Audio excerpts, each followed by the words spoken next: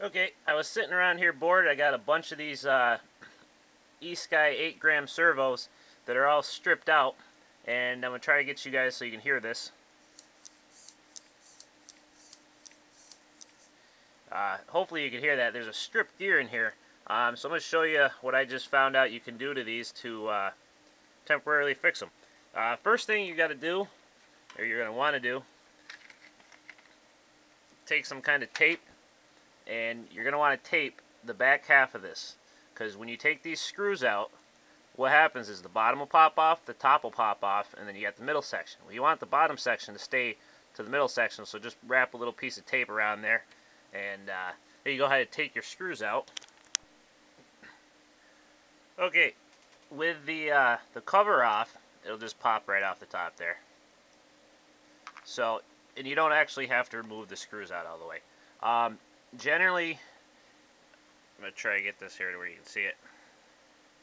Kind of see how it goes. So this gear, you pop right off. It's can be a little difficult. But this gear right here, the second one underneath, well, the first one underneath this one, this is the gear that usually strips out. And this one, I really doubt you'll actually be able to see this. See if I can get it. I don't think you can see this, but there's a little strip tooth right there.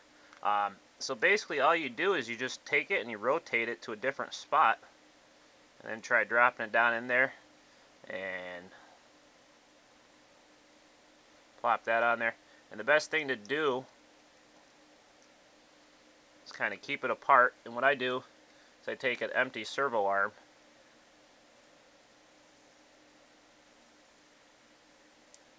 you don't want to move it too much,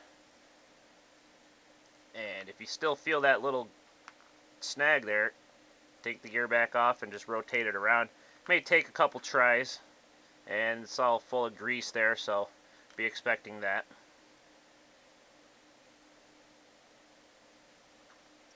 You got to put the cover back on it before you try turning it. Otherwise all the gears move in ways they're not supposed to. And again, don't move it too much, because if you ever watch the servo when they're on the helicopter, they don't move very far. So once you get it to a spot that it feels like you bypassed that broken gear, go ahead and screw it back together. And what I do is I'll put one screw in it, and I'll go ahead and hook it back up, make sure that I'm not getting that stripped tooth again. Then once I know that that's good, I'll go ahead and button the rest of the screws up and be good to go.